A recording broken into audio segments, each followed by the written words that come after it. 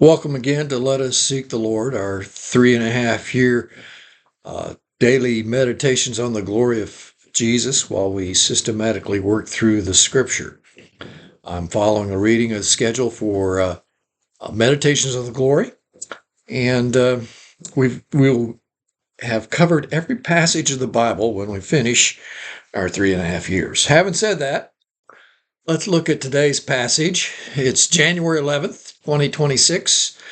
And our passage today is Genesis 12:12. Let me begin by reading the passage. Genesis 12, 1 through 20. Now the Lord said to Abraham, "Get out of your country and from your family and from your father's house to a land that I will show you. I will make you a great nation. I'll bless you. I'll make your name great, and you shall be a blessing. I will bless those who bless you, and I'll curse those who curse you. And in you, all the families of the earth shall be blessed." So Abraham departed as the Lord had spoken to him, and Lot went with him. And Abraham was 75 years old when he departed from Haran.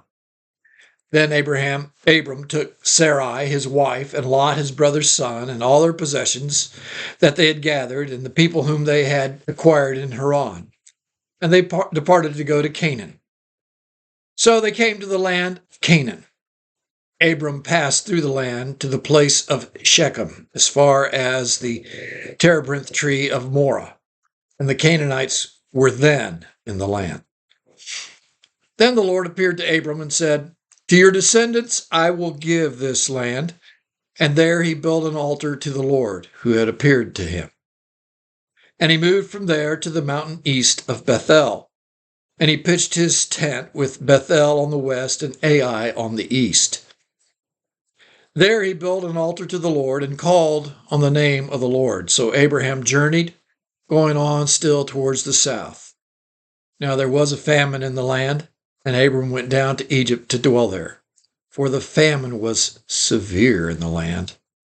And it came to pass that as he was close entering to Egypt, that he said to Sarai his wife, "Indeed, I know that you're a woman of beautiful countenance. Therefore, it's going to happen that when the Egyptians see you, they'll say, 'Oh, this is his wife,' and they'll kill me. But they'll let you live. Please say that you're my sister, that it may be well with me for your sake, and that I may live because of you." So it was when Abram came into Egypt that the Egyptians saw the woman, that she was very beautiful. And the princes of Pharaoh also saw her and commended her to Pharaoh. And the woman was taken to Pharaoh's house. And he treated Abram well for her sake. And he had sheep, oxen, male donkeys, male and female servants, female donkeys, and camels. But the Lord plagued Pharaoh and his house with great plagues because of Sarai, Abram's wife. And Pharaoh called to Abram and he said, "What's this you've done to me? Why didn't you tell me that she was your wife? Why did you say she's my sister? I might have taken her as my wife. Now, therefore, here's your wife. Take her. Go your way." So Pharaoh commanded his men concerning him. They sent him away with his wife and all that he had. We sat in the parking lot waiting for him to come out. I was 6 years old, and Dad had been gone a long, long time. I no longer remember how long it had been. My memory says that it was 6 weeks, maybe 6 months. It could have only been a few weeks. I don't know. But I remember thinking, I'm not sure I know what he looks like. I was anxious, and I wanted to see him. And I wanted to be the first to recognize him. I told my mom, I'm not sure I know what he looks like. She patiently pulled out her wallet and showed me his picture. "Oh, yeah, that's what he looks like." And soon he came walking out. I hesitated a bit, but sure enough, I recognized him. My knowledge had faded, but it had not disappeared. What would it have been like if it had been not weeks or months, but years? Walking down the hall of the hospital shortly after I returned to Stillwater, I saw a woman that I was friends with in high school. I said, "Hello." You can fill in the dots. She looked me straight in the eye and kept on walking. I guess her knowledge of me had disappeared, or I had become unrecognizable, or both. Laura thought that maybe I was just a little too scary, or it was too scary of a situation. But I thought, you're in a hospital. What could be going on? I've had at least two people who think that I'm scary looking. Uh, well, anyway, that's a story for another time.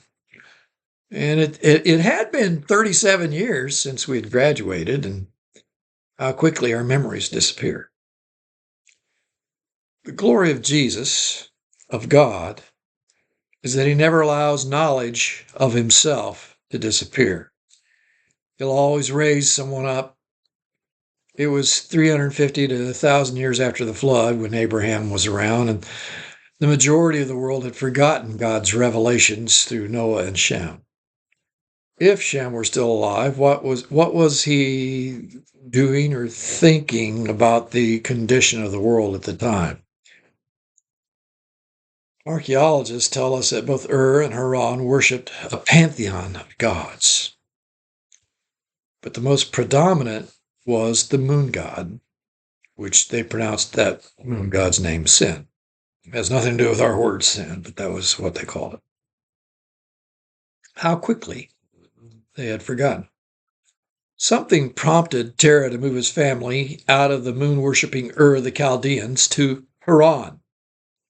God spoke supernaturally to Abraham, and he promised Abraham three things. He promised that he would give him a land.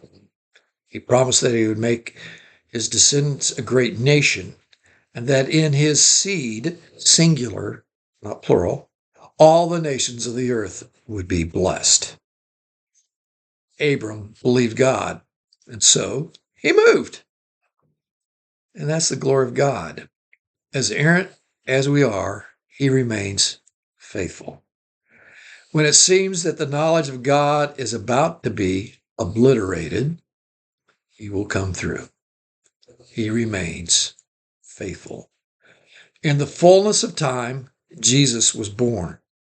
He was born the seed of the one promised in Genesis 3:15. He was the seed of Abraham, the son of David. To a world separated from the knowledge of God, he appeared. Jesus showed us what God is like. Anyone who has seen him has seen God. And in him, in Jesus, we're blessed, for only in him can we come into the presence of a holy God.